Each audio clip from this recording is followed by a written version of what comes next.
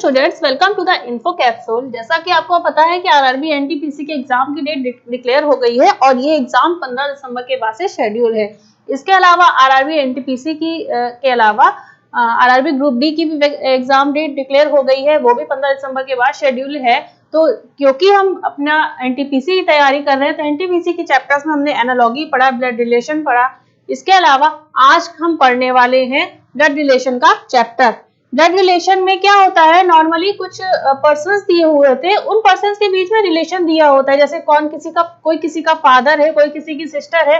इस तरह से जो भी हमें डिटेल्स दी हुई है उन डिटेल्स के अकॉर्डिंग हम फाइंड करते हैं कि एक्चुअल में उनका क्या रिलेशन होता है। जैसे क्वेश्चन की बात करें, क्वेश्चन हमें दिया हुआ है, a lady said the person standing there is my grandfather's only son's daughter.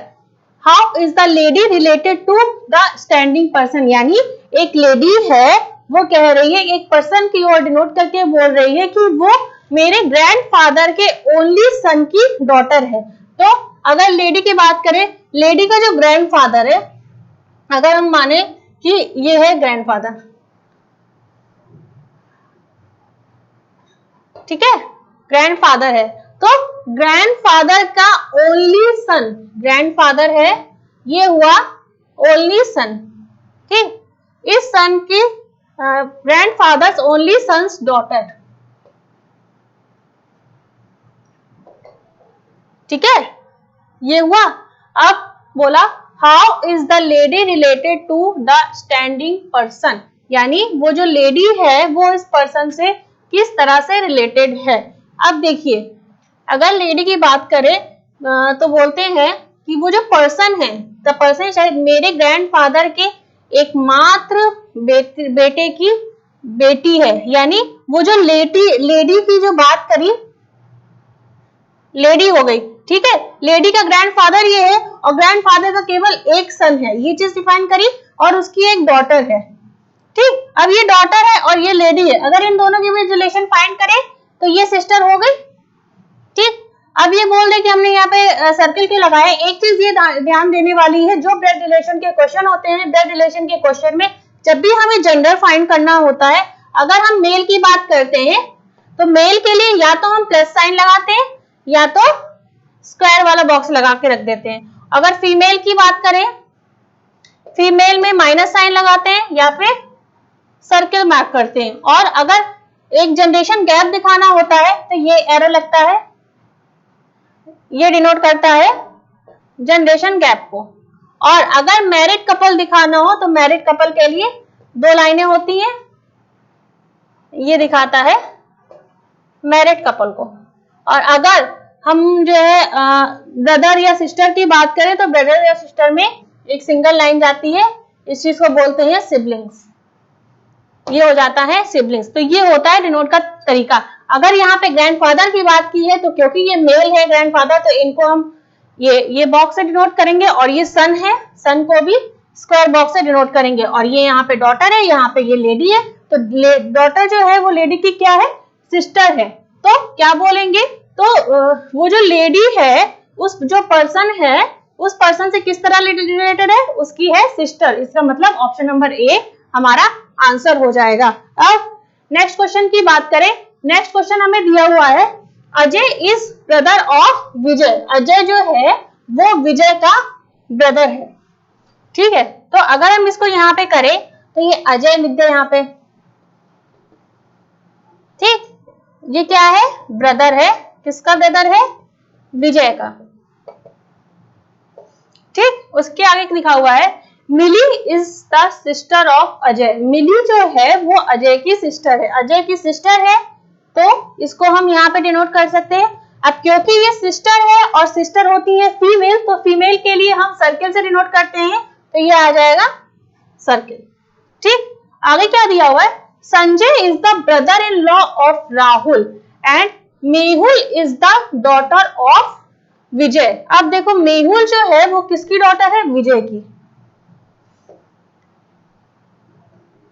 ठीक। अब देखिए हमें दिया हुआ है क्वेश्चन में, Sanjay is the brother of Rahul, Sanjay Rahul का ब्रदर है, ये चीज तो हमें दिखाई गई, लेकिन ये नहीं पता है कि संजय और राहुल, मिली, अजय, विजय, मेहुल, इनसे किस तरह से रिलेटेड है। और हमसे पूछा है who is Sanjay uncle.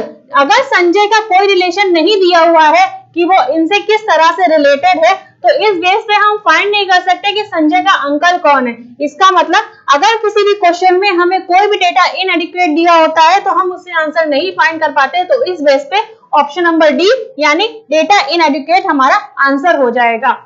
Pause. Next question है हमारा, a man introduce the boy coming with him as he is son of the father of my wife's daughter. यानी जो पर्सन है वो एक पर्सन को डिनोट कर रहा है, वो बोला गया है ही is son of the father of my wife daughter, यानी उस पर्सन की जो वाइफ है, उसकी वाइफ की जो डॉटर है, उसका जो फादर है, फादर का सन है। ठीक है, तो ये जो ही हो गया, ठीक है, तो ये वो मैन हो गया, ये मैन की वाइफ हो गई और ये हो गई डॉटर। ठीक है, अब पूछा गया है what relation did the boy bear to the man, यानी वो जो बॉय है वो उस मैन से किस तरह से रिलेटेड है।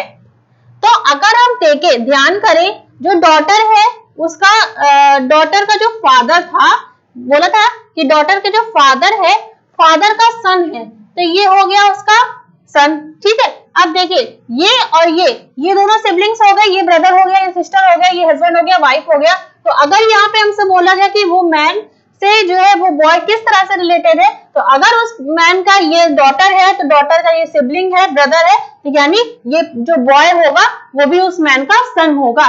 तो अगर ये सन होगा तो इस बेस पे ऑप्शन नंबर 2 हमारा आंसर हो जाएगा।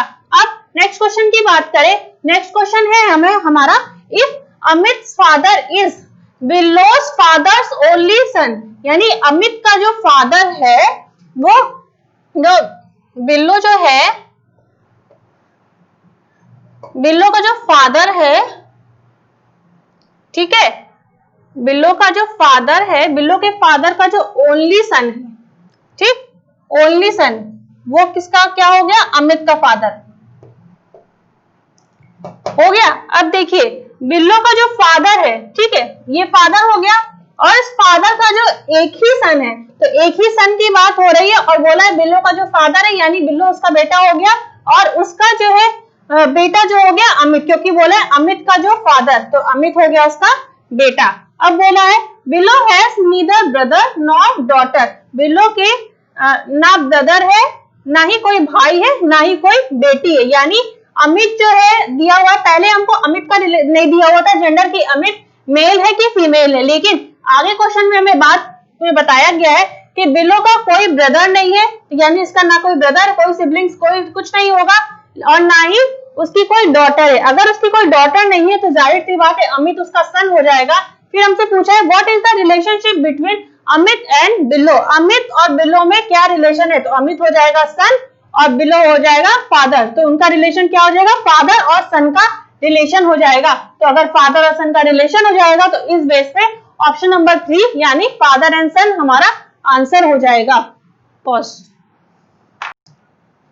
तो नेक्स्ट क्वेश्चन है हमारा, pointing to a woman in the photograph a man said she is the daughter of my grandmother's only son, how is the woman related to man, यानी एक person है, एक मैन है, वो एक वुमन की तरफ पॉइंट करके बोल रहा है कि वो क्या है, उसकी ग्रैंडमदर जो है, उसकी जो ग्रैंडमदर है उसकी एकमात्र बेटे की बेटी है। यानी अगर हम उस मैन की बात करें, ठीक है, ये हो गया मैन, ठीक, इस मैन के जो ग्रैंडमदर है,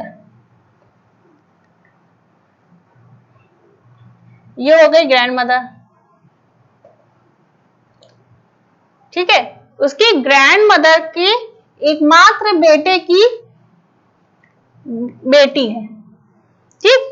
अगर एकमात्र बेटे की बेटी है यानी उसका एक ही बेटा है उसकी ग्रैंडमदर का, यानी उसके जो फादर है, उस मैन के जो फादर है, उनकी कोई भी ब्रदर नहीं, कोई भी सिस्टर नहीं, क्योंकि वो ओनली सन है, तो ओनली सन है, तो ओनली सन की बेटी जो हो गई, एक बेटी हो गई, और क्योंकि मैन डिनोट कर रहा है कि वो जो वुमेन है, ये वुमेन को डिनोट कर रहा था और ये मैन था, तो हमसे पूछा गया है how is women related to man, यानी ये जो वुमेन है वो इस मैन से किस तरह से रिलेटेड है। अब क्योंकि उसके ग्रैंडमदर के केवल ओनली सन एक है और उनके दो बच्चे हैं, एक मैन एक बॉय है और एक गर्ल है, तो इसके बीच अगर किसी सेम पेरेंट्स के बच्चे होते हैं तो उनको सिबलिंग्स बोला जाता है। सिबलिंग्स में अब ये ब्रदर है, ये सिस्टर है, तो जाहिर सी बात है अगर वुमेन की बात करें तो ये जो वुमेन है वो उस मैन की क्या हो जाएगी, सिस्टर।